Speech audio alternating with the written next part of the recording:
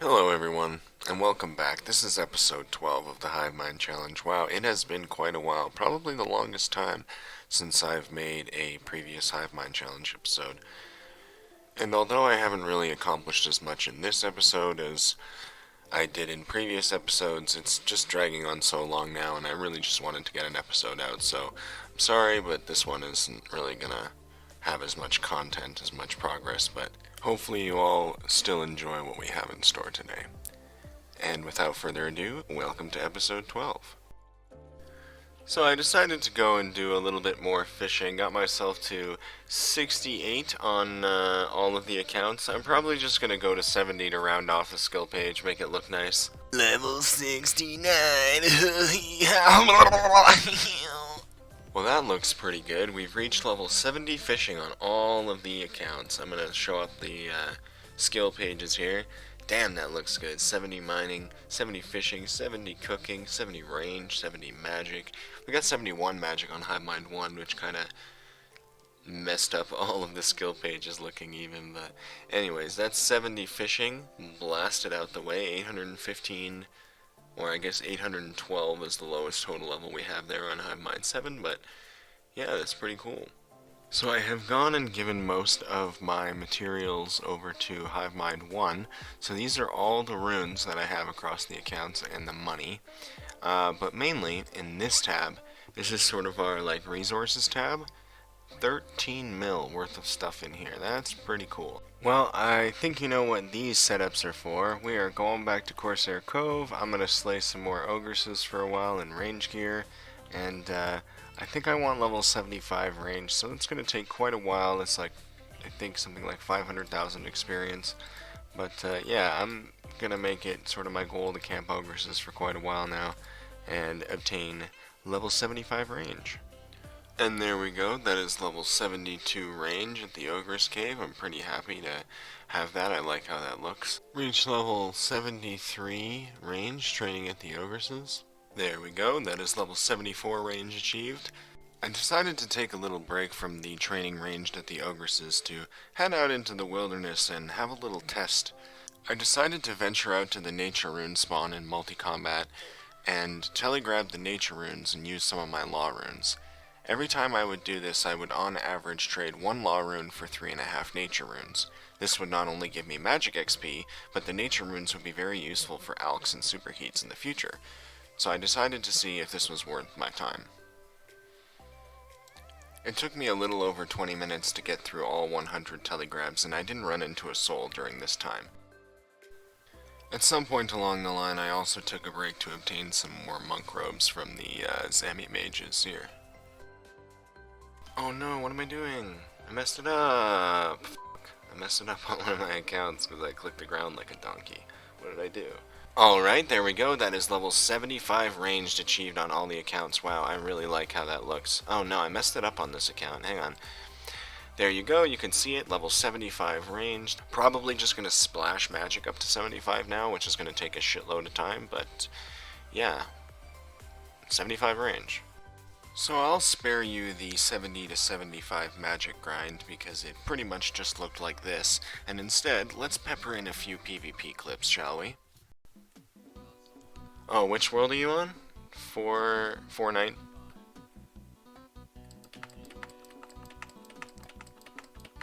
Okay. They should be stuck for a second there, I should...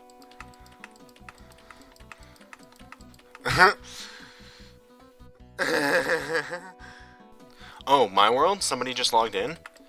419? Oh, I think it's a total level world, actually. I don't know if you'll...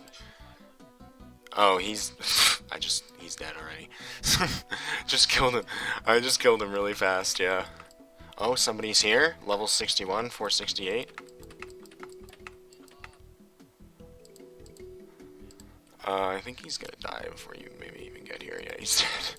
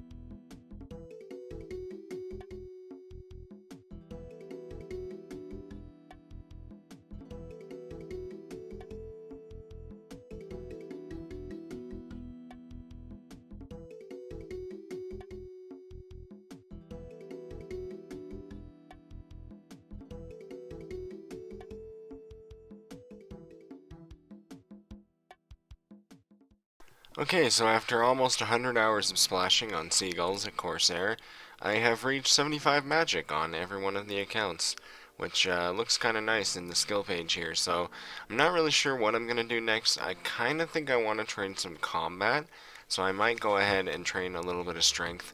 Not exactly sure 100% what I'm going to do, but I'll figure it out, and I'll see you in the next clip. Man, I really want to kill hill giants on these accounts, to be honest with you, but like, look at this hill giant cave here. Look at it on every account. I'm on 8 different worlds. I'm on a couple of German worlds, a couple of American worlds. Almost every single world the hill giant cave is packed, so yeah, I'm probably not going to be training combat here. So I decided to come down to the security stronghold on all of the accounts. I've actually found a spot on the second level where I can just stand here and only one of the flesh crawlers can actually aggro me at a time on each account. And this is important because my defense is really low, and with a really low defense you need to be fighting monsters that don't do a lot of damage, particularly. So, the flesh crawlers are kind of nice because they can only really hit like ones, I'm pretty sure. They can't really do much damage to you. Well, it's been actually quite a while since I've logged into these accounts, I'm not gonna lie. Today we had the Shooting Stars update, and I'm actually gonna have a look around because these shooting stars do spawn in free-to-play. However, you can't like scout for them with the telescope, so I've just brought all of my accounts over to Karamja, and the plan is I'm going to space all of the accounts out so that I can see as much of the surrounding area as possible, and then I'm going to hop through all the worlds just trying to find a star by chance on Karamja. If I don't find one, then I'm going to try a few other locations. I'm willing to bet that there's some star location that's programmed to land on Karamja, so I'm going to just have a look. So obviously I didn't read this blog post well enough, but it lists the locations in which the stars will land. I mean, some of the locations are pretty vague, but as it turns out, the first hour of world hopping I did was completely useless because I didn't read this well enough, so that's kind of dumb of me. Well, at the couple of locations that I hopped around, I was unsuccessful in finding a shooting star, so I decided to switch up my tactic. I'm going to be looking for the shooting star locations that fall in the wilderness in hopes that there's a less chance that another player has already found and mined up the star. So I'm going to go probably check out some of the wilderness locations. And here we go! I have just found a crash star. I'm pretty sure this is the first one here. So if I come up to it and prospect...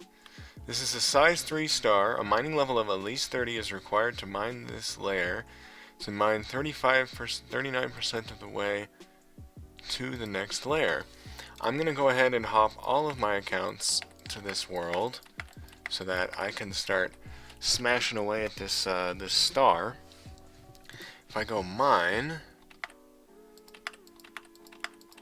I'm gonna send all of them over. Cool. So I'm curious as to how many star fragments I'm gonna get from this. The star fragments aren't exactly useful in free-to-play. I don't believe you can actually use the shop. I'm gonna go like this too.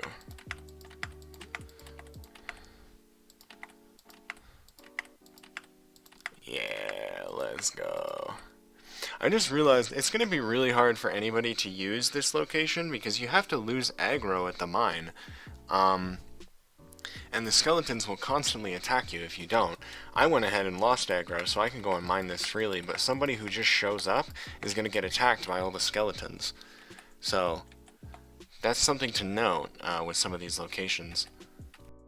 Now, my star hunting process began in the wilderness, and for the first day or two, that was all I really did, was search for the wilderness stars. But after a while, I decided to start looking for the stars that spawn all across the free-to-play map, and I was truly hooked, even though the Stardust didn't actually have a purpose for free-to-play, so there was no real rewards from this activity. It was just absolutely so much fun to me for some reason.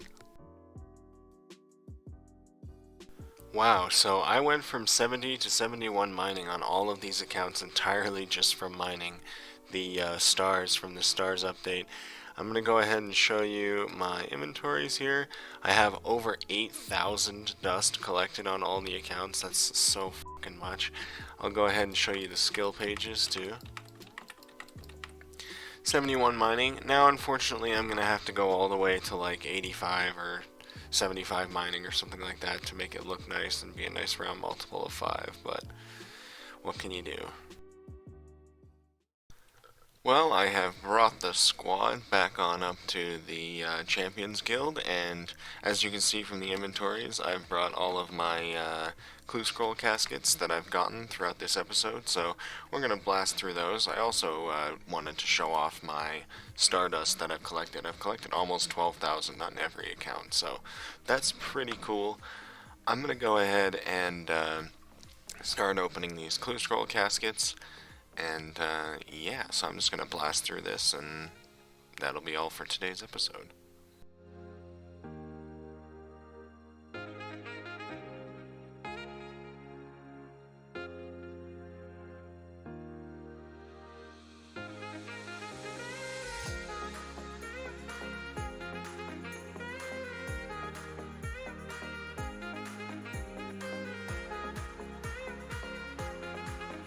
Ooh, another sandwich lady top. Let's go.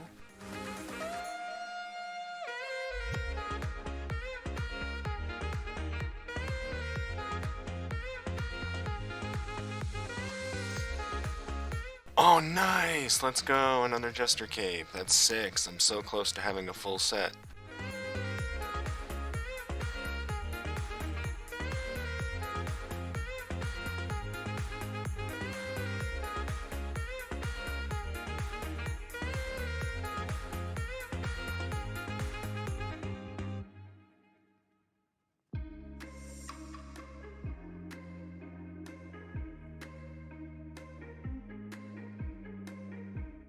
Oh, let's go. Another Rune Scimitar Ornament kit. Not bad, not bad.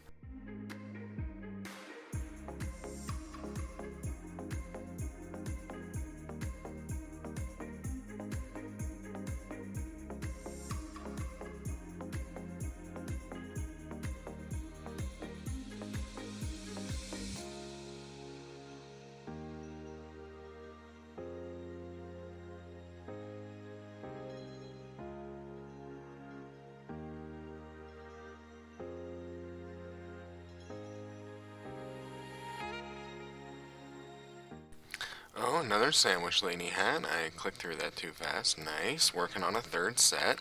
Can we get the third sandwich lady bottoms? Let's go.